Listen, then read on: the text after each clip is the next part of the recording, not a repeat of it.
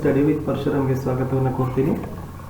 ಭೂಗೋಳಶಾಸ್ತ್ರದಲ್ಲಿ ಭಾರತದ ಸಾರಿಗೆ ಮತ್ತು ಸಂಪರ್ಕ ಅಂತಕ್ಕಂಥ ಪಾಠದ ಮೇಲೆ ಬಹು ಆಯ್ಕೆ ಪ್ರಶ್ನೆಗಳನ್ನು ನೋಡೋಣ. ಯಾಕಂದರೆ ಈ ಪಾಠ ಕೂಡ ಜಿಯೋಗ್ರಫಿಯಲ್ಲಿ ತುಂಬಾ ಇಂಪಾರ್ಟೆಂಟ್ ಇದೆ. ಒಂದು 20 ಬಹು ಆಯ್ಕೆ ಪ್ರಶ್ನೆಗಳನ್ನು ತಂದಿದ್ದೀನಿ, ಮೋಸ್ಟ್ ಇಂಪಾರ್ಟೆಂಟ್ ಆಗಿರ್ತಕ್ಕಂಥದ್ದು. ಹೋಪ್ ಇದರಿಂದ ನಿಮಗೆ ತುಂಬಾ ಸ್ಟಡಿಯಲ್ಲಿ ಅನುಕೂಲ ಆಗುತ್ತೆ ಅಂತ ಅಂದ್ಕೊಳ್ತಾ ಶುರು ಮಾಡೋಣ. ಭಾರತದ ಸಾರಿಗೆ ಮತ್ತು ಸಂಪರ್ಕ ಅಂತಕ್ಕಂಥ ಪಾಠದ ಮೇಲೆ ಒಟ್ಟು 20 ಬಹು ಆಯ್ಕೆ ಪ್ರಶ್ನೆಗಳು. ಇದಕ್ಕಿಂತ ಮೊದಲಿನ ವಿಡಿಯೋಗಳನ್ನು ನೋಡದೇ ಇದ್ರೆ ಮೇಲೆ ಐಕಾರ್ಡಲ್ಲಿ ಒಂದು ಪ್ಲೇಲಿಸ್ಟ್ ಸಜೆಸ್ಟ್ ಆಗ್ತಾ ಇದೆ, SSLC ಸೋಷಿಯಲ್ ಸೈನ್ಸ್ MCQ, ಅದನ್ನು ಒತ್ತಿ ನೋಡ್ಬೋದು. ಅಲ್ಲದೆ ಈ ವಿಡಿಯೋದ ಡಿಸ್ಕ್ರಿಪ್ಷನ್ ಬಾಕ್ಸ್ನಲ್ಲಿ ಕೂಡ ಎಲ್ಲ ಒಂದು ಪಾಠಗಳ ಲಿಂಕ್ಗಳನ್ನು ಹಾಕಿದ್ದೀನಿ, ನೋಡ್ಬೋದು. ಶುರು ಮಾಡೋಣ. ಭಾರತದ ಸಾರಿಗೆ ಮತ್ತು ಸಂಪರ್ಕ ಅಂತಕ್ಕಂಥ ಪಾಠದ ಮೇಲೆ ಒಟ್ಟು 20 ಬಹು ಆಯ್ಕೆ ಪ್ರಶ್ನೆಗಳು. ಪ್ರಶ್ನೆ 1, ಭಾರತದ ಹಳ್ಳಿಗಳು ಮತ್ತು ಕೃಷಿ ಅಭಿವೃದ್ಧಿಗೆ ಯಾವ ಸಾರಿಗೆ ಮಾಧ್ಯಮ ಅತ್ಯವಶ್ಯಕವಾಗಿದೆ? ರೈಲು ಸಾರಿಗೆ, ರಸ್ತೆ ಸಾರಿಗೆ, ಜಲ ಸಾರಿಗೆ, ವಾಯು ಸಾರಿಗೆ. ಸರಿ ಉತ್ತರ ಇತ್ತು ರಸ್ತೆ ಸಾರಿಗೆ. ಇದು ಹಳ್ಳಿಗಳು ಮತ್ತು ಕೃಷಿಯ ಅಭಿವೃದ್ಧಿಗೆ ಸಹಕಾರಿಯಾಗಿದೆ. ಪ್ರಶ್ನೆ 2, ಭಾರತದ ಮೊಟ್ಟ ಮೊದಲ ರೈಲು ಮಾರ್ಗ ಎಲ್ಲಿಂದ ಎಲ್ಲಿಗೆ ಆರಂಭ ಆಯಿತು? ಕೋಲ್ಕತ್ತಾ ರಾಣಿಗಂಜ್, ಮದ್ರಾಸ್ ಅರ್ಕೋನಾ, ಬಾಂಬೆ ಥಾನೆ, ಬೆಂಗಳೂರು ಮೈಸೂರು. ಸರಿ ಉತ್ತರ ಬಾಂಬೆ ಥಾನೆಗಳ ಮಧ್ಯೆ ಭಾರತದಲ್ಲಿ ಮೊದಲ ರೈಲು ಮಾರ್ಗ ಆರಂಭ ಆಯಿತು. ಭಾರತದ ಹೆಬ್ಬಾಗಿಲು ಎಂದು ಯಾವ ಬಂದರನ್ನು ಕರೀತಾರೆ? ನವಮಂಗಳೂರು, ಕೋಲ್ಕತ್ತಾ, ಚೆನ್ನೈ, ಮುಂಬೈ. ಭಾರತದ ಹೆಬ್ಬಾಗಿಲು ಅಂತಕ್ಕಂಥ ಕರೀತಕ್ಕಂಥ ಬಂದರು ಅದು ಮುಂಬೈ ಬಂದರು. ಪ್ರಶ್ನೆ 4, ಬೆಂಗಳೂರು ಅಂತಾರಾಷ್ಟ್ರೀಯ ವಿಮಾನ ನಿಲ್ದಾಣಕ್ಕೆ ಏನೆಂದು ಹೆಸರಿಡಲಾಗಿದೆ? ದೇವನಹಳ್ಳಿ, ಕೆಂಪೇಗೌಡ, ಛತ್ರಪತಿ ಶಿವಾಜಿ, ಇಂದಿರಾ ಗಾಂಧಿ. ಬೆಂಗಳೂರು ಅಂತಾರಾಷ್ಟ್ರೀಯ ವಿಮಾನ ನಿಲ್ದಾಣಕ್ಕೆ ಕೆಂಪೇಗೌಡ ಅಂತ ಹೆಸರಿಡಲಾಗಿದೆ. ಪ್ರಶ್ನೆ 5, ಭಾರತದ ಅತ್ಯಂತ ಹಳೆಯದು ಮತ್ತು ಈಗಲೂ ಅಸ್ತಿತ್ವ ಕಾಯ್ದುಕೊಂಡಿರುವ ವೃತ್ತಪತ್ರಿಕೆ ಯಾವುದು? ಬಾಂಬೆ ಸಮಾಚಾರ, ಮಂಗಳೂರು ಸಮಾಚಾರ, ಮೈಸೂರು ಸಮಾಚಾರ, ಬೆಂಗಳೂರು ಸಮಾಚಾರ. ಸರಿ ಉತ್ತರ ಇತ್ತು ಬಾಂಬೆ ಸಮಾಚಾರ. ಇದು ಅತ್ಯಂತ ಹಳೆಯ ಮತ್ತು ಈಗಲೂ ಅಸ್ತಿತ್ವದಲ್ಲಿ ಇರತಕ್ಕಂಥ ಒಂದು ಪತ್ರಿಕೆ. ಪ್ರಶ್ನೆ 6, ಬಾಂಬೆ ಸಮಾಚಾರ ಪತ್ರಿಕೆ ಎಷ್ಟರಲ್ಲಿ ತನ್ನ ಪ್ರಸಾರವನ್ನು ಆರಂಭಿಸಿತು? ಯಾವ ವರ್ಷ ಬಾಂಬೆ ಸಮಾಚಾರ ವೃತ್ತಪತ್ರಿಕೆ ಆರಂಭ ಆಯಿತು? 1821, 1822, 1823, 1824.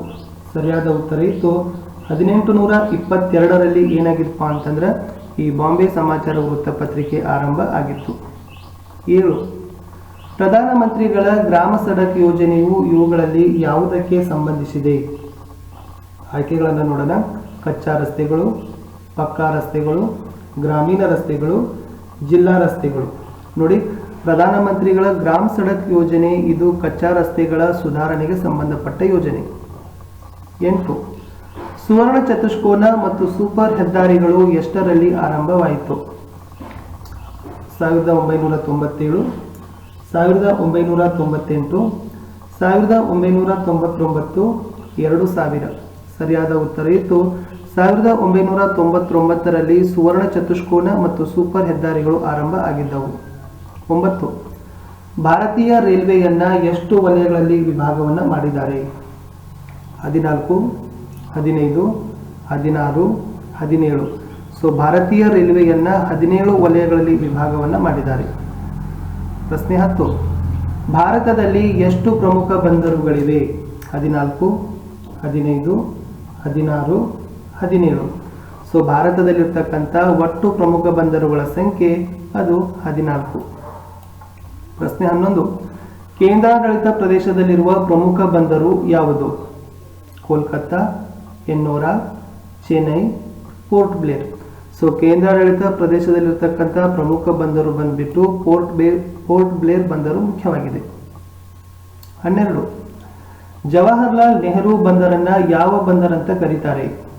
ನವಮಂಗಳೂರು, ನವಶೇವ, ಮರ್ಮಗೋವಾ, ಮುಂಬೈ. ಜವಾಹರ್ಲಾಲ್ ನೆಹರು ಬಂದರನ್ನ ನವಸೇವಾ ಬಂದರು ಅಂತಲೂ ಕೂಡ ಕರೀತಾರೆ. ಪ್ರಶ್ನೆ 13, ಅರಬ್ಬಿ ಸಮುದ್ರದ ರಾಣಿ ಅಂತ ಯಾವುದನ್ನ ಕರೀತಾರೆ? ಅರಬ್ಬಿ ಸಮುದ್ರದ ರಾಣಿ ಅಂತ ಯಾವ ಬಂದರನ್ನ ಕರೀತಾರೆ? ಸರಿಯಾದ ಉತ್ತರ ಇತ್ತು ಎಸ್, ಕೊಚ್ಚಿ ಅನ್ನ ಅರಬ್ಬಿ ಸಮುದ್ರದ ರಾಣಿ ಅಂತ ಕರೀತಾರೆ. ಪ್ರಶ್ನೆ 14, ತಮಿಳುನಾಡಿನಲ್ಲಿರುವ ಅತಿ ಹಳೆಯ ಬಂದರು ಯಾವುದು? ಸೊ ಯಾವ ಬಂದರು ತಮಿಳುನಾಡಿನಲ್ಲಿ ಬಹಳಷ್ಟು ಹಳೆಯದಿದೆ? ತುತುಕುಡಿ, ಚೆನ್ನೈ, ಎನ್ನೋರ, ಪಾರದೀಪ. ಸರಿಯಾದ ಉತ್ತರ ಇತ್ತು ಚೆನ್ನೈ ಬಂದರು ತಮಿಳುನಾಡಿನ ಅತಿ ಹಳೆಯ ಬಂದರು. 15 ಭಾರತದ ಚಹದ ಬಂದರು ಅಂತ ಯಾವುದನ್ನು ಕರೀತಾರೆ? Haldia, ಪಾರದೀಪ, port Blair, Kolkata. ಸರಿಯಾದ ಉತ್ತರ ಕೋಲ್ಕತ್ತಾವನ್ನ ಭಾರತದ ಚಹದ ಬಂದರು ಅಂತ ಕರೀತಾರೆ. 16 ಭಾರತದಲ್ಲಿರುವ ಒಟ್ಟು ಅಂತಾರಾಷ್ಟ್ರೀಯ ವಿಮಾನ ನಿಲ್ದಾಣಗಳ ಸಂಖ್ಯೆ ಎಷ್ಟು? 25, 26, 27, 28. ಸೊ ಭಾರತದಲ್ಲಿರ್ತಕ್ಕಂಥ ಒಟ್ಟು ಅಂತಾರಾಷ್ಟ್ರೀಯ ವಿಮಾನ ನಿಲ್ದಾಣಗಳ ಸಂಖ್ಯೆ ಅದು 28 ಸರಿ ಉತ್ತರ ಇತ್ತು. 17 ವೀರ ಸಾವರ್ಕರ್ ಅಂತಾರಾಷ್ಟ್ರೀಯ ವಿಮಾನ ನಿಲ್ದಾಣ ಇರುವ ಸ್ಥಳ ಯಾವುದು? ವೀರ ಸಾವರ್ಕರ್ ಅಂತಾರಾಷ್ಟ್ರೀಯ ವಿಮಾನ ನಿಲ್ದಾಣ ಎಲ್ಲಿದೆ ಅಂತ ಕೇಳಿದ್ದಾರೆ.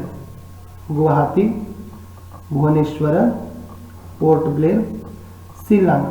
ನೋಡಿ, ವೀರ ಸಾವರ್ಕರ್ ಅಂತಾರಾಷ್ಟ್ರೀಯ ಒಂದು ವಿಮಾನ ನಿಲ್ದಾಣ ಇರೋದು ಪೋರ್ಟ್ ಬ್ಲೇರ್ನಲ್ಲಿ. So Port Blair is the right answer. Next question 18 doctor Baba Saheb Ambedkar ಅಂತಾರಾಷ್ಟ್ರೀಯ ವಿಮಾನ ನಿಲ್ದಾಣ ಇರುವ ಸ್ಥಳ ಯಾವುದು? ನಾಗ್ಪುರ್, ಮುಂಬೈ, ದೆಹಲಿ, ಹೈದರಾಬಾದ್. ನೆನಪಿಟ್ಕೊಡ್ರಿ, ಡಾಕ್ಟರ್ ಬಾಬಾ ಸಾಹೇಬ್ ಅಂಬೇಡ್ಕರ್ ಅಂತಾರಾಷ್ಟ್ರೀಯ ವಿಮಾನ ನಿಲ್ದಾಣ ಇರುವ ಸ್ಥಳ ನಾಗ್ಪುರ್ ಅಂತಕ್ಕಂಥದ್ದು ಸರಿ ಉತ್ತರ ಇತ್ತು. ಪ್ರಶ್ನೆ 19 ದೆಹಲಿಯ ಅಂತಾರಾಷ್ಟ್ರೀಯ ವಿಮಾನ ನಿಲ್ದಾಣದ ಹೆಸರೇನು? ಸೊ ಮೋಸ್ಟ್ ಇಂಪಾರ್ಟೆಂಟ್ ಆಗಿರ್ತಕ್ಕಂಥ ಪ್ರಶ್ನೆ ಇತ್ತು. ದೆಹಲಿಯಲ್ಲಿ ಕೂಡ ಒಂದು ಅಂತಾರಾಷ್ಟ್ರೀಯ ವಿಮಾನ ನಿಲ್ದಾಣ ಇದೆ. ಈ ದೆಹಲಿಯಲ್ಲಿರ್ತಕ್ಕಂಥ ಅಂತಾರಾಷ್ಟ್ರೀಯ ವಿಮಾನ ನಿಲ್ದಾಣಕ್ಕೆ ಏನಂತ ಹೆಸರಿದೆ ಅಂತ ಕೇಳಿದ್ದಾರೆ. ಪ್ರಶ್ನೆ ತುಂಬಾ ಸರಳವಾಗಿರ್ತಕ್ಕಂಥ ಪ್ರಶ್ನೆ ಇತ್ತು. ಏನಪ್ಪಾ ಅಂತಂದ್ರೆ ರಾಜೀವ್ ಗಾಂಧಿ ಅಂತಾರಾಷ್ಟ್ರೀಯ ವಿಮಾನ ನಿಲ್ದಾಣ, ಅಥವಾ ಇಂದಿರಾ ಗಾಂಧಿ ಅಂತಾರಾಷ್ಟ್ರೀಯ ವಿಮಾನ ನಿಲ್ದಾಣ, ಲಾಲ್ ಬಹದ್ದೂರ್ ಶಾಸ್ತ್ರಿ ಅಂತಾರಾಷ್ಟ್ರೀಯ ವಿಮಾನ ನಿಲ್ದಾಣ, ಅಥವಾ ಛತ್ರಪತಿ ಶಿವಾಜಿ ಅಂತಾರಾಷ್ಟ್ರೀಯ ವಿಮಾನ ನಿಲ್ದಾಣ. ಸೊ ಎಲ್ಲ ಆಯ್ಕೆಗಳನ್ನು ನೋಡಿದಾಗ ಸರಿಯಾಗಿರ್ತಕ್ಕಂಥ ಆಯ್ಕೆ ಯಾವುದಿಪ್ಪ ಅಂತಂದ್ರೆ ಅದು ಇಂದಿರಾ ಗಾಂಧಿ ಅಂತಾರಾಷ್ಟ್ರೀಯ ವಿಮಾನ ನಿಲ್ದಾಣನ ದೆಹಲಿ ವಿಮಾನ ನಿಲ್ದಾಣಕ್ಕೆ ಇಟ್ಟಿರ್ತಕ್ಕಂಥ ಒಂದು ಹೆಸರು.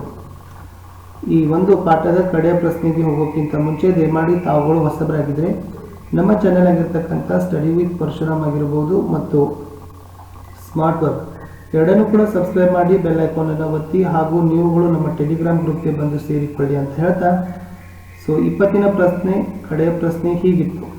ಪ್ರಶ್ನೆ 20 ಪೃಥ್ವಿಯ ಮೇಲೆ ಚರ ಸ್ಥಿರ ವಸ್ತು ಅಥವಾ ವ್ಯಕ್ತಿಯ ಸ್ಥಾನ ನಿರ್ಧರಿಸುವ ವ್ಯವಸ್ಥೆಗೆ ಏನಂತ ಕರೀತಾರೆ? ನೋಡಿ, ಪ್ರಶ್ನೆ ಏನಿದೆ ಅಂತಂದ್ರೆ ಪೃಥ್ವಿಯ ಮೇಲೆ ಚರ ಸ್ಥಿರ ವಸ್ತು ಮತ್ತು ವ್ಯಕ್ತಿಯ ಸ್ಥಾನವನ್ನು ನಿರ್ಧರಿಸತಕ್ಕಂಥ ವ್ಯವಸ್ಥೆಗೆ ಏನಂತ ಕರೀತಾರೆ ಅಂತ ಇತ್ತು.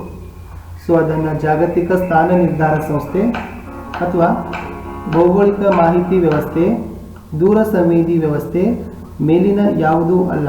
ಅದನ್ನು ಜಾಗತಿಕ ಸ್ಥಾನ ನಿರ್ಧಾರ ಸಂಸ್ಥೆ GPS ಅಂತ ಕರೀತಾರೆ. Most important ಆಗಿರ್ತಕ್ಕಂಥದ್ದಿತ್ತು.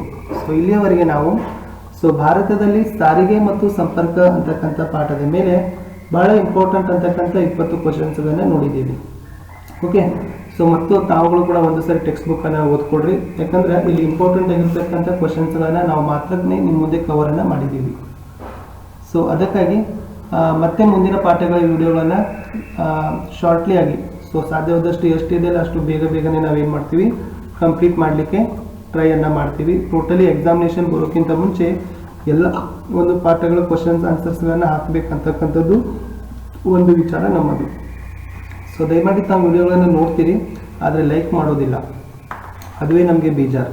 ಸೊ ಅದಕ್ಕಾಗಿ ಏನಪ್ಪ ಅಂತಂದರೆ ನಿಮ್ಮ ಲೈಕ್ ಆಗಿರ್ಬೋದು, ಕಮೆಂಟನ್ನು ಮಾಡಿ. ನಿಮ್ಗೇನಾದರೂ ಕೂಡ ಇದರಲ್ಲಿ ವಿಡಿಯೋದಲ್ಲಿ ಏನಾದರೂ ಸಮಸ್ಯೆ ಅನಿಸಿದರೆ ಸೊ ಪ್ಲೀಸ್ ಕಮೆಂಟ್ ಮಾಡಲು ಸಹಿತ ಮರೆಯದಿರಿ. ಯಾಕಂದರೆ ನಿಮ್ಮ ಕಮೆಂಟ್ ಆಗಿರ್ಬೋದು, ನಿಮ್ಮಾಗಿರ್ತ ಒಂದು ಲೈಕ್ಗಳು ಅದುವೇ ನಮಗೆ ಒಂದು ಮೋಟಿವೇಶನ್ ಅಂತ ಹೇಳ್ಬೋದು. ಸೊ ಹೋಪ್ ಈ ವಿಡಿಯೋ ನಿಮಗೆ ಇಷ್ಟ ಆಗಿದೆ ಅಂತ ಅಂದ್ಕೊಂಡಿನಿ. ಇಷ್ಟ ಆದರೆ ಲೈಕ್ ಮಾಡಿ, ಹೆಚ್ಚು ಜನರಿಗೆ ಶೇರ್ ಮಾಡಿ. ನಿಮ್ಮ ಎಲ್ಲ ಗೆಳೆಯರ ಬಳಗಕ್ಕೂ ಕೂಡ ತಾವುಗಳು ಹೇಳಬೇಕು. ಯಾಕಂದರೆ ಈ ಚೆನ್ನಾಗಿರ್ತಕ್ಕಂಥ ವಿಡಿಯೋಗಳಿದ್ದಾವೆ ಈ ಚಾನಲ್ನಲ್ಲಿ. ಸೊ ನೋಡಿದರೆ ಚೆನ್ನಾಗಿ ಅನಿಸುತ್ತೆ ಅಂತಕ್ಕಂಥ ಒಂದು ಒಪಿನಿಯನ್ಗಳನ್ನು ನೀವುಗಳು ಶೇರ್ ಮಾಡಿದರೆ ಸೋಪ್ ಅವ್ರು ಖಂಡಿತವಾಗಿ ನಿಮ್ಮ ಬೇರೆ ಫ್ರೆಂಡ್ಸ್ಗಳನ್ನು ಸಹಿತ ವಿಡಿಯೋವನ್ನು ನೋಡ್ತಾರೆ, ಅವ್ರಿಗೂ ಕೂಡ ಯೂಸ್ ಆಗುತ್ತೆ ಅಂತ ಹೇಳ್ಬೋದು. ಸಿಗುವ ಮತ್ತೆ ಮುಂದಿನ ಪಾಠದಲ್ಲಿ.